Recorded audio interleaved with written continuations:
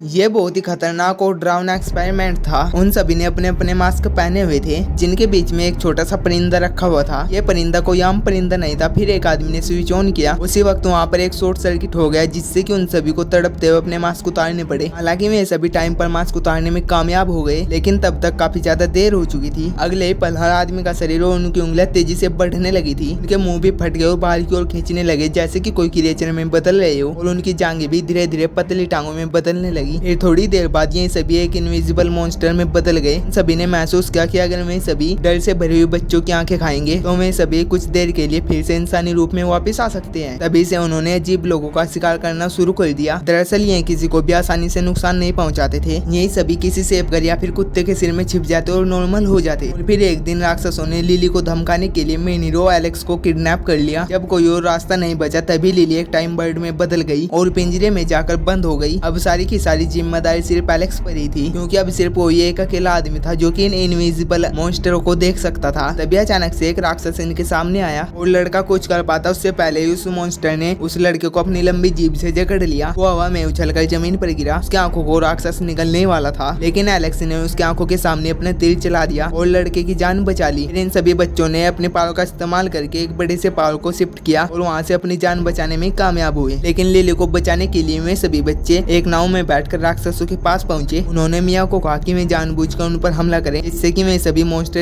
इनके जाल में फंस जाए। और फिर घबराते हुए बच्चों ने उनके ऊपर बर्फ के गोले फेंके, जिससे कि उन सभी बच्चों को इनविजिबल मॉन्स्टर का रूप दिखने लगा। तभी कंकालों का एक झुंड बाहर आया और सभी राक्षसों के साथ लड़ने लगा। हालांकि वे छोटे थे, लेकिन वे सभी बहुत ज्यादा ताकतवर खिलाड़ी थे। कुछ ही देर में सभी राक्षस खत्म हो गए। फिर रायन ने हजारों मधुमक्खियां अपने मुंह से निकाली, जिन्हें की वो सालों से कंट्रोल कर रहा था। तभी एक लड़की ने देखा कि राक्षस उसकी फ्रेंड को एक बर्फ में जमा रहा है। तभी लड़की ने कुछ पौधों के बीज फेंके, जिससे कि वहाँ पर बड़ी बड़ी बेलें उगाई, और फिर उस छोटी सी बच्ची ने बड़े से राक्षस को अपने बेलों में जकड़ लिया।